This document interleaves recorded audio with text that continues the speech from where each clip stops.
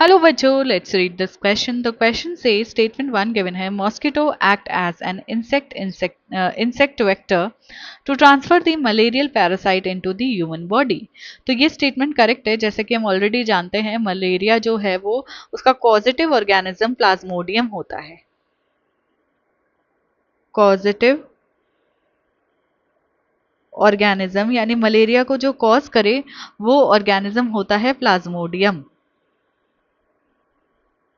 ठीक है, बट उसका वेक्टर जो होता है यानी डिजीज को यानी कॉजिटिव ऑर्गेनिज्म को होस्ट तक ले जाने के लिए जो वेक्टर होता है वो होता है मॉस्किटो. अगर स्पेसिफिकली बात करें तो फीमेल एनोफिलीज जो होती हैं वो इसको ले जाने का काम करती हैं. अब होस्ट यहाँ पे कौन हो जाएगा? ह्यूमन. वैसे अगर मलेरियल पैरासाइट की बात करें तो होस्ट में मॉस्किटो भी एक तरीके का होस्ट है और ह्यूमन भी एक तरीके का होस्ट है. मतलब कि इस प्रोटोजोआ को यानी इस प्लाज्मोडियम को अपनी लाइफ साइकिल को कंप्लीट करने के लिए दो होस्ट चाहिए होते हैं, जिसमें एक मॉस्किटो हो जाएगा और दूसरा जो है ह्यूमन हो जाएगा. बट क्योंकि मॉस्किटो एक वेक्टर की तरह भी एक्ट करता है, इस पॉजिटिव ऑर्गेनिज्म को ह्यूमन तक ले जाने का काम करता है.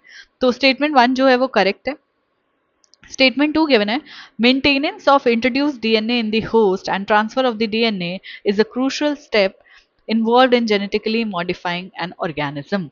तो ये स्टेटमेंट भी करेक्ट है. देखो क्या हुआ क्या होता है जेनेटिकली हम किसी ऑर्गेनिज्म को मॉडिफाई करते हैं तो पहले हमें हमारा जो डिजायरेबल जीन हमें चाहिए उसको हमें आइडेंटिफाई करना होता है.